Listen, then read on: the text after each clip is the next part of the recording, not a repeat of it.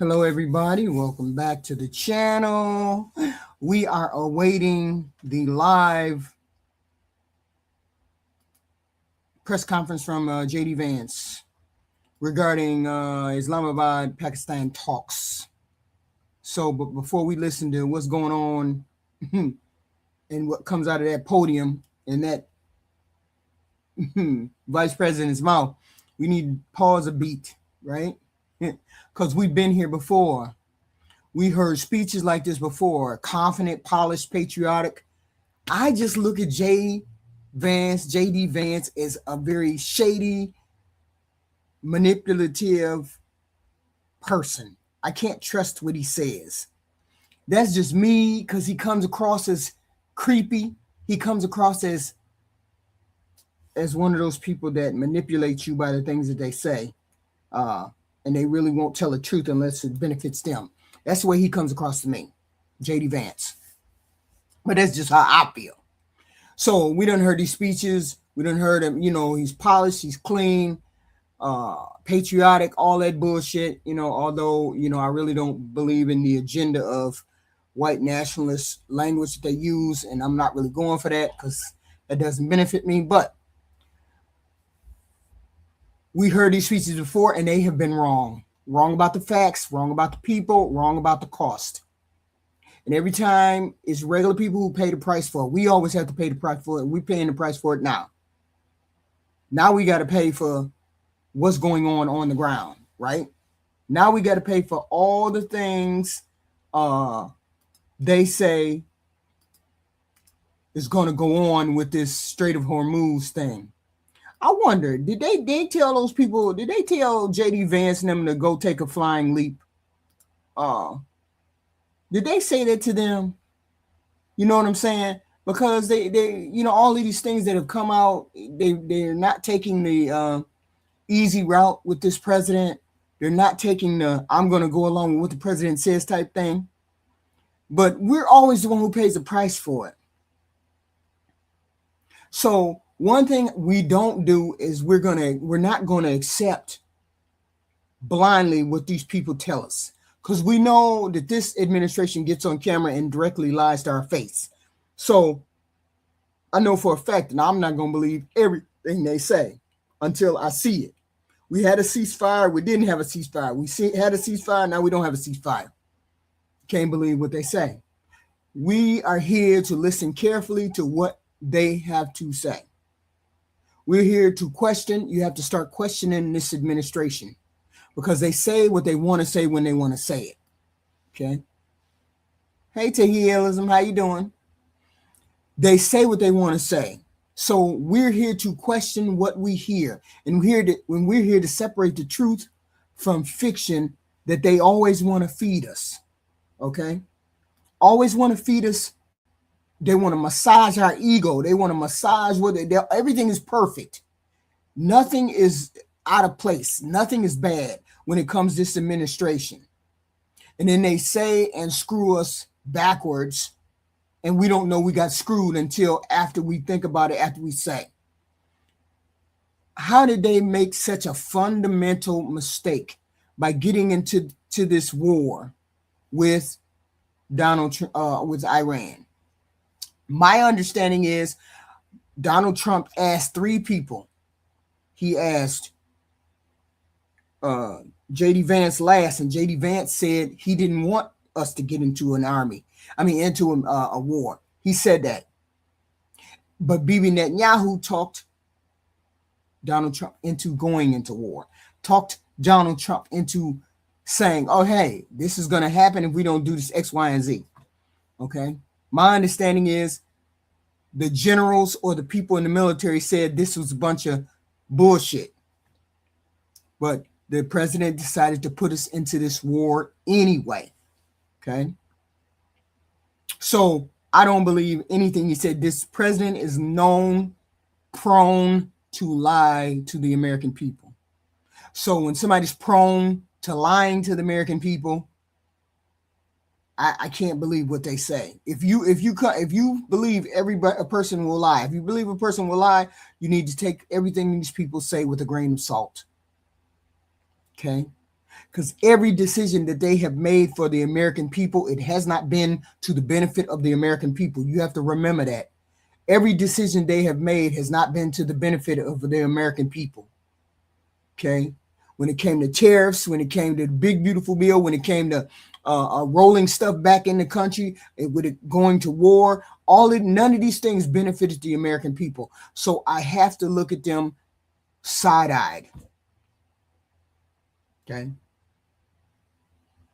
And we have to separate the truth from the messaging that they want to get out. They'll tell you one thing, but they be doing something behind the scenes. So when it comes to Iran, the conversation stops being about governments and starts turning into something else. So it turns into a blame place of an entire people. Those people did not have control of the Strait of Hormuz until Bibi Netanyahu and the President Trump decided they were going to mess with them folks. Now them folks got control of the Strait of Hormuz, which basically means they can bring our economy to a standstill, which they have done. They don't have to close the Strait of Hormuz. They don't have to do that. Iranians don't have to do that. The only thing they have to do is make it too dangerous for the insurance companies to insure the tankers that have to go through that. And the insurance companies will set that down. They will shut that down. I'm insuring you. I'm insuring your tanker. You can't go through there. That's all they have to do is make it uninsurable. And nobody will be able to pass through those straits. So I don't trust a thing this president they have to say when it comes to these Iranian people. I see it when I believe it when I see it. Okay. And blaming just the Iranian people, this is a war that the United States started. United States and Israel started. The Iranian people weren't our enemy at that time. They're not our enemy. They have families, workers, mothers, children. They're not sitting at home making war plans. But if it comes to this administration will make you believe that it's a bunch of war plans. And they've been sitting there 7 years making war plans against the United States. They will make you believe that. So we have to listen to exactly what J.D. Vance is going to say. Okay. We can't support this war. It's never going to be a positive thing because most people cannot see the reasons for us going to war. Most people cannot see why. Okay. They said it would be going live in what? Be going live in about 10 minutes, 5 minutes. Well, now they should be going live soon enough. But who knows? Okay. Come on, let's go live, y'all. But they're not live, so we waiting for them to go live. Okay. So you don't have to take my word for any of that. Just remember this: the same type of voices pushing what's going on right now in this world are the same type of voices that have led this country into conflicts before. I told y'all, Republicans have a reputation behind every Republican president. They wreck the economy, they declare wars, and then they give tax cuts. Those are the three things that a Republican president normally does. They go and do some shit that wrecks the economy, tax cuts, war. Every last one of the three presidents has done, the Republican presidents has done that. Okay? Because this is what they do as the Republican president. That's what they do. Okay? So the same voices that are pushing the same bullshit are the ones that led us into these kind of conflicts before. So we have to listen to J.D. Vance. J.D. Vance, they're letting J.D. Vance speak because J.D. Vance comes across as reasonable. He's just as much as a psycho as the rest of them. Okay? We got led here before. Okay? Okay? We got led here before. So, conflicts that cost lives, money, stability, with explanations that didn't add up or hold up when it came to scrutiny. So tonight we're going to listen. We're going to listen to J.D. Vance with his slick ass. We're not just going to hear him. We're going to listen to what he got to say, break it down later. And then we're going to question it. Question what you say, what's going on with y'all. But we're going to keep one thing front and center. What's being said and who benefits from it and who going to pay the price. Okay. Who's going to pay the price for their foolery over in the Middle East? Who's going to pay the price for Iran getting control of a critical waterway for our benefit? People say, "Oh, we make oil here. We have oil here. We drill here." Yes, drill by private companies who put their oil on the market. We don't pay the highest price for the oil here. We don't just get to say, "Hey, you got to drill and it only goes to us." That's not how that works. I have oil, and this person says they're going to pay me $20 a barrel, and this person say they're going to pay me $13 a barrel, or this person say they're going to pay me $27. I'm going to go with the $27. And if that $27 is not United States, oh well, that's how it goes, because I am a private company and I can sell my oil to whoever I want to sell it to. Okay. I can do that. So this is where we are at. We get oil, and I get that too. I get that. We drill oil. I get that. But we're not the person that is in charge of the pricing. The global market is what happens when you put your oil on auction to be sold.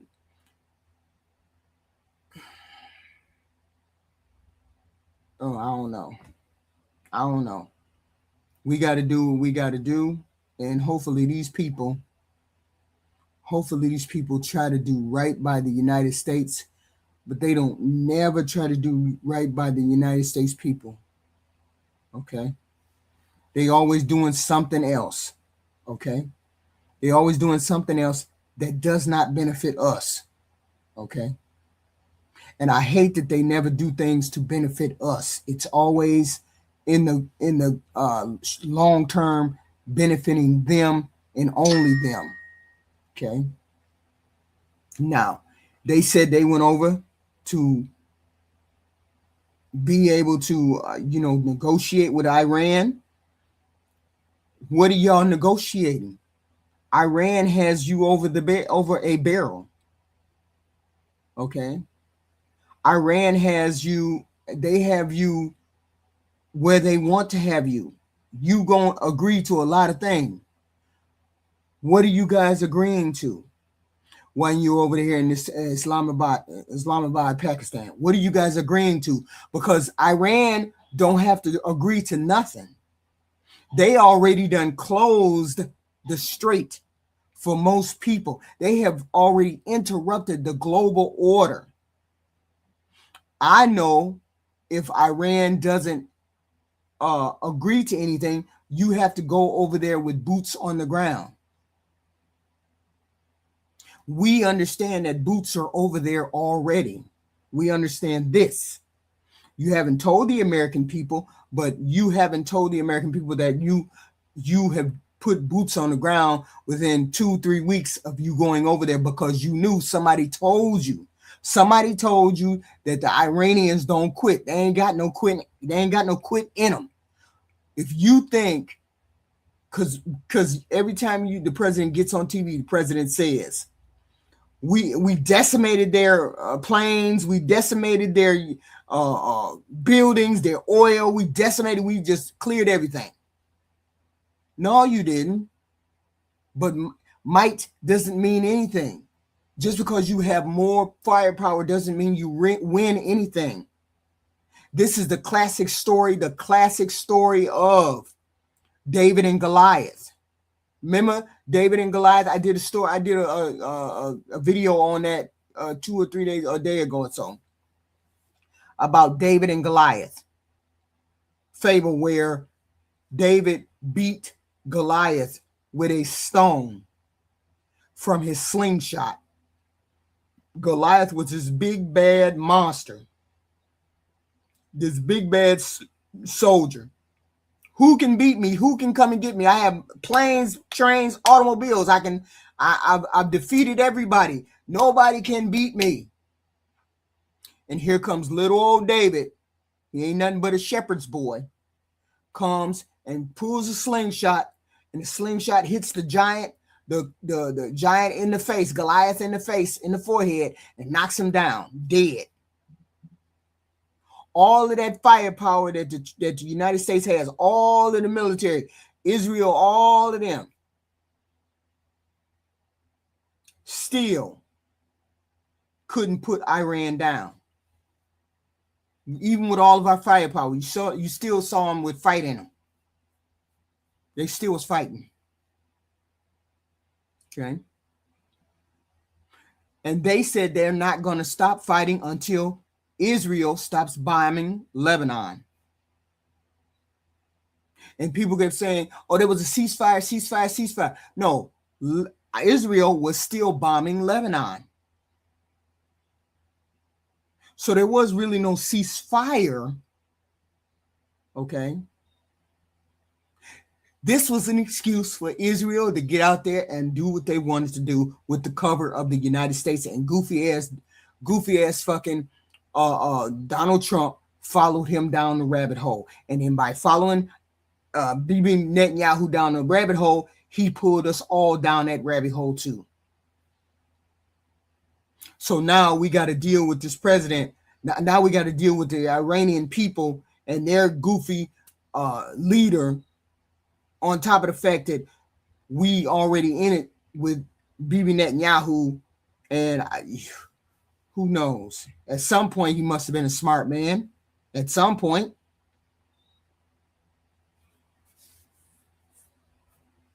At some particular point. But you can get a giant ape to do anything you want them to do. You can get a retarded ape to do whatever you want him to do. And Bibi Netanyahu was able to get our retarded ape to do what he wanted him to do. And that was start a war with Iran. Okay, but I think it's a cover for something else. I'm not sure what it is, but I think it's a cover for something else, because they knew that Iran wasn't going to quit. They knew Iran wasn't going to quit. At least Israel knew that they weren't going to quit. Okay, they knew it, but it was a cover for something. I don't know what, but it was a cover for something that Israel wanted to do on a side note. Don't know what, but to me, seems like it's some kind of cover to do something else. That's exactly how it comes across. And we don't know. So we're going to sit here and we're going to wait until we get what's going on with J.D. Vance, his remarks in Islamabad, Pakistan. Let's hear, because this is one of the smoothest characters that they have in their arsenal, is J.D. Vance. Too bad he's not likable. Too bad he doesn't come across as the boy next door. You know how some men come across as the boy next door? They don't come across as threatening. They don't come across as anything. J.D. Vance comes across as smarmy. Like, I know you're going to lie. You used to lying. You want to lie. And that's your go-to, is to lie. Okay? That's what it comes across as. You're a person that's going to lie instinctively, immediately off the bat. And it don't matter how it goes. He's going to lie either way it goes.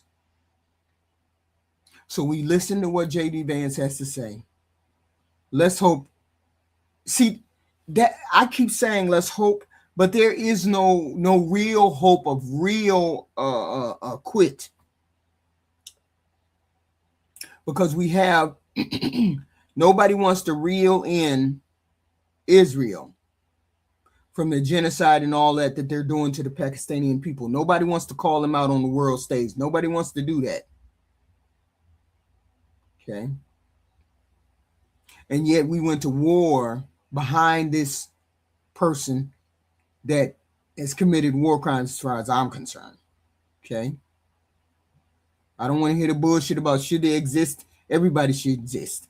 Israel ain't no more special than anybody else. They should exist like everybody else, just like the Pakistani people, just like the Palestinian people should exist. Okay. That's the way I look at it.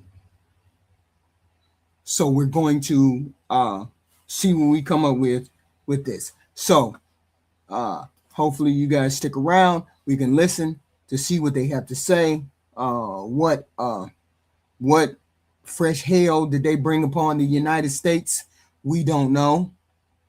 But we will be listening. We will be right here listening because we don't know what they're going to say. Now, they announced this 30 minutes ago, and I've been sitting here talking, trying to soak up some time so we can they can show up. But what the hell is going on? You all should be entertaining us.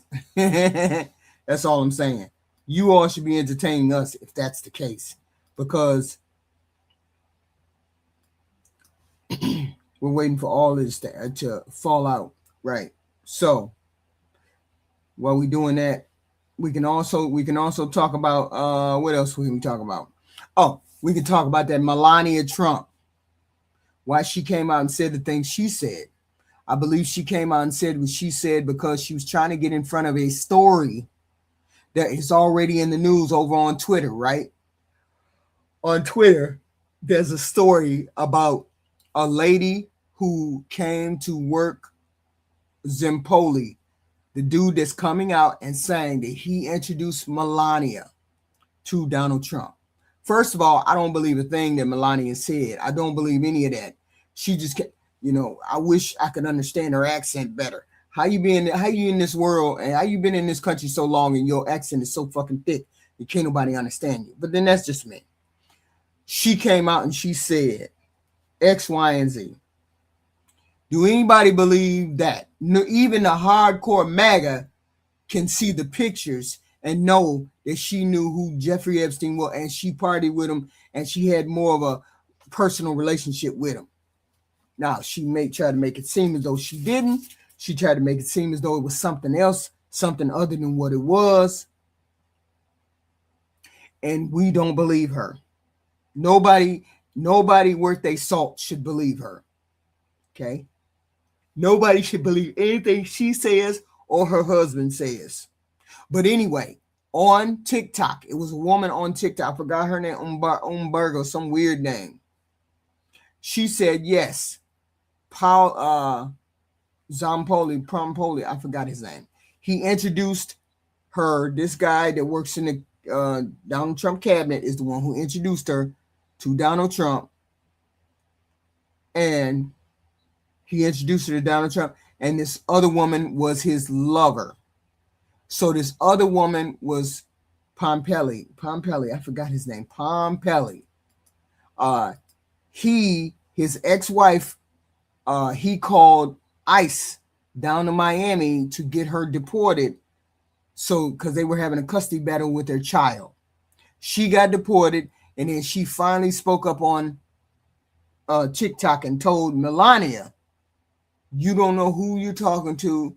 I can put you in I can put your shit on Front Street. You and your pedophile husband. You know what time it is. You know what messing with me is going to cost you. Blah, blah, blah. This is the story that hit on X. It's not a bigger story because people don't really understand. This had to be the reason. We can't just say this is the reason that Melania came out and talked. Okay. We can't say that. We don't know why she came out and said what she said.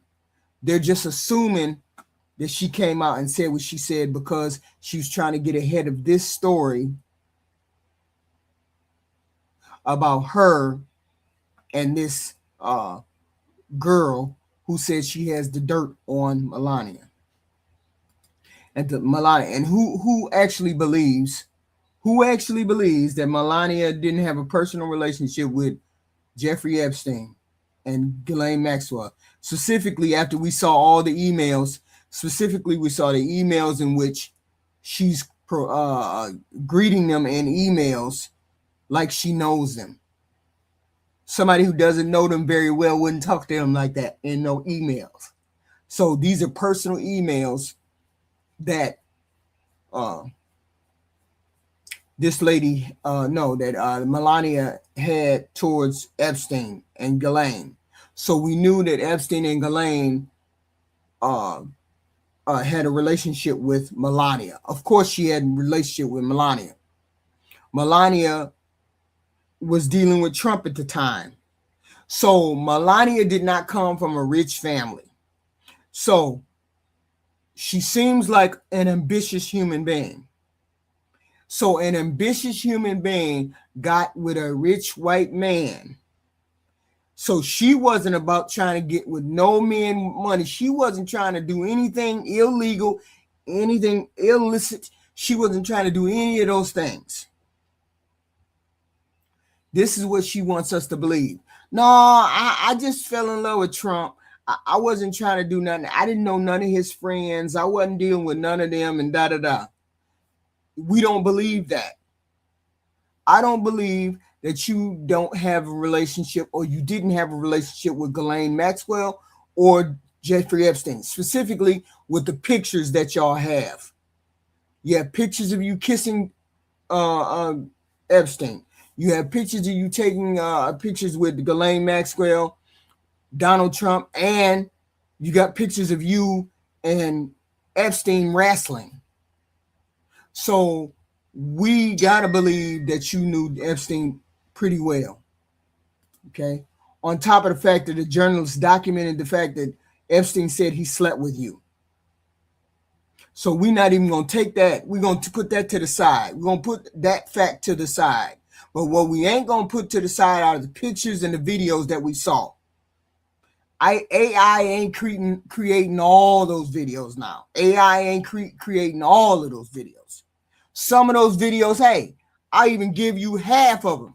But the other half, no, the other half tells the tale that you knew Jeffrey Epstein and you knew Ghislaine Maxwell, and you're trying to cover for yourself because this young lady from Brazil is coming out with a book and an article saying, if y'all don't help me, I'm going to expose you.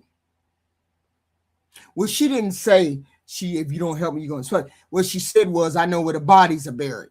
I know where your bodies are buried, Melania. So you better act right. You better act right like you know. Okay? She got deported from the United States because of somebody that Melania knew. Okay? Melania, the person that introduced Melania to Trump, she got deported by that guy. And the girl who got deported said, Melania better watch her step with me because I know where the bodies are buried.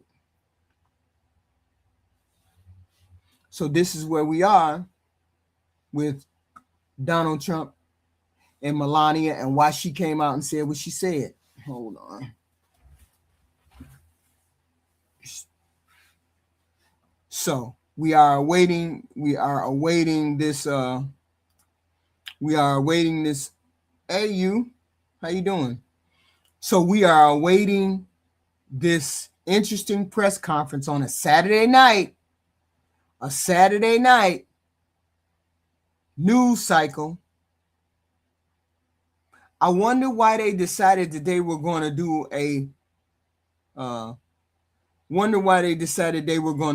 a press conference after this. Was it so important? Was it so monumental that you all needed to come out on a Saturday night and tell us what was going on with this peace talk? If it was a regular old standardized peace talk, why didn't you all just come out and say, okay, why didn't you all get regular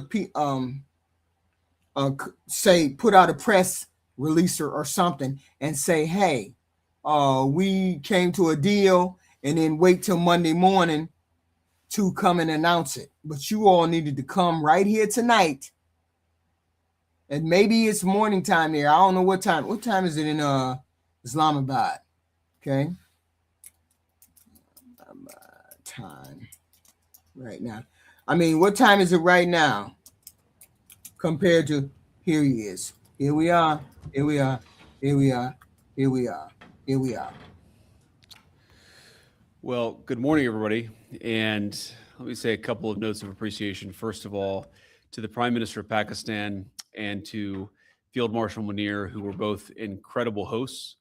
And whatever shortcomings in the negotiation, it wasn't because of the Pakistanis, who did an amazing job and really tried to help us and the Iranians bridge the gap and get to a deal. We have been at it now for 21 hours, and we've had a number of substantive discussions with the Iranians. That's the good news.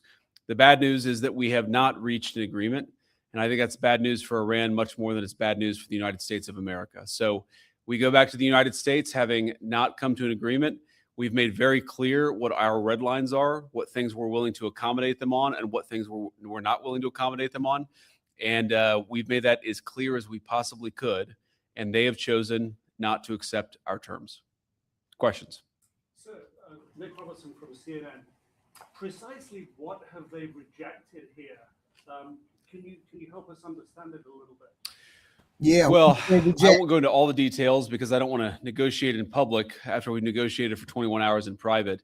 But the simple fact is that we need to see an affirmative commitment that they will not seek a nuclear weapon, and they will not seek the tools that would enable them to quickly achieve a nuclear weapon. That is the core goal of the President of the United States, and that's what we've tried to achieve through these negotiations. Again, their nuclear program, such as it is, the enrichment facilities that they had before, they've been destroyed. But the simple question is, do we see a fundamental commitment of will for the Iranians not to develop a nuclear weapon, not just now, not just 2 years from now, but for the long term? We haven't seen that yet. We hope that we will. Jen. Was there a framework on anything? And also, did the Iranian frozen assets come up? And did you reach any conclusions on those frozen assets? We talked about all those issues, Jen, and we talked about a number of issues beyond that. And so certainly those things came up. But again, we just could not get to a situation where the Iranians were willing to accept our terms. I think that we were quite flexible. We were quite accommodating. The president told us, you need to come here in good faith and make your best effort to get a deal. We did that. And unfortunately, we weren't able to make any headway. Preston. Because they don't have nothing to hold over Iran. Iran got all the cards with the Hormuz. Mr. Vice President, how often did you communicate with President Trump throughout the negotiations? There were reports that there were multiple rounds, where there were breaks in between negotiations. How often did you communicate with the president throughout those rounds, and what was he saying as you were going through these negotiations that you said fell short? Yeah, obviously we were talking to the president consistently. I don't know how many times we talked to him, a half dozen times, a dozen times over the past 21 hours. We obviously also talked to Admiral Cooper, to Pete, to Marco, to the entire national security team. We talked to Scott Bessent a number of times.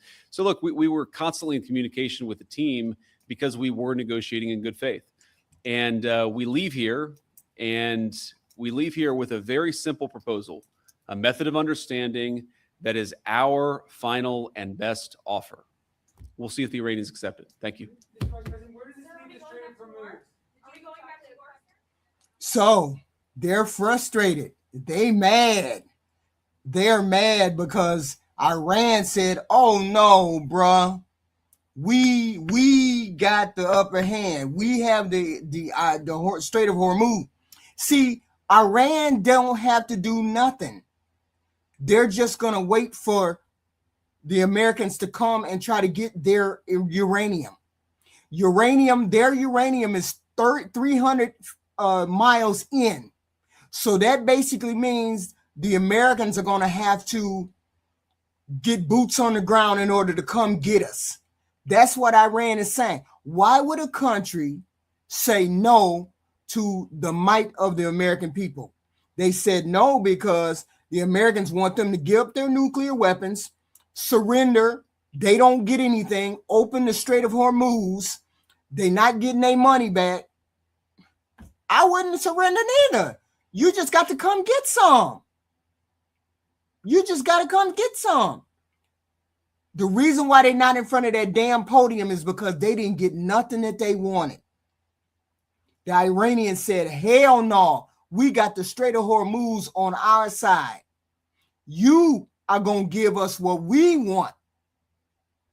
for us to negotiate. You're going to have to give us what we want. Now, you need to go back to that 10-point plan that the Israelis, what is that 10-point plan? Where's the 10-point plan? 10-point plan that the Iranians wanted. That 10-point plan tell you the tale right there. The 10-point plan, what is it? What is a 10-point plan? They want them. What is that 10-point plan? Y'all give me the 10 points again. Let me see. What is it? What ceasefire of the Israeli on I know on what the hell is that? Lebanon. Ceasefire on Lebanon. They want that straight off the gate. If you don't give them that, they're not gonna deal with you. Because they said that in the what is it? They said that a little while ago. If you notice that Israel kept bombing, right? They said Israel got to stop bombing. If they don't stop bombing, we not giving you anything you want. Let me see the 10-point. What is that 10-point? Okay. Damn, when I need it, a guarantee of non-negotiation, the guarantee of non-aggression. They're saying the United States got to stop the war right now. Israel has to stop the war right now. They want to have control of the strait. They didn't have the control of the Strait of Hormuz before this. They didn't have control. They just could stop people if they wanted to, but they had no intention of doing that. But now they got control of the Strait of Hormuz. Because a part of the negotiation is Donald Trump wants them to open that Strait of Hormuz. But they had to leave it in the control of Iranians. And the Iranians said, if you come over here, you're gonna make a lot of Americans die on our soil if you come over here. So they also want, what was the part of the 10-point plan? Accept Iranians' right to enrich uranium. Now, that basically means we should seek to make a nuclear weapon. Israel has nuclear weapons. United States has nuclear weapons. Why is it that Iranians can't have nuclear weapons? That's what they're saying in their 10-point plan. We want to be able to get a nuclear weapon just like y'all got a nuclear weapon. You ain't gonna stop us from getting you're not gonna stop us from the enriched uranium. We're not giving that up. And the only way for the Americans to give that up is the uranium is 300 miles in. And it's over rough terrain and mountains and X, Y, and Z, which basically means you're gonna have to send foot soldiers. You're gonna send men on the ground to come get this uranium. And we understand that a lot of your men are gonna die. I also believe there's more men that died over there, and men and women that died over there, and they not telling us, the American people. So they said our right to do enrich uranium, so you can't stop us from doing that. And those are the two sticking points. Those are the serious sticking points. They won't have any kind of non-aggressive tactics. They want to continue to have the control of the Strait of Hormuz, and never had that until now. And then they want to accept the fact that Iran is going to have enriched uranium. Y'all got nuclear weapons. I want to have nuclear weapons. That's basically what Iran is saying. 2, they want them to lift those sanctions off of them. Are you willing to lift the sanctions?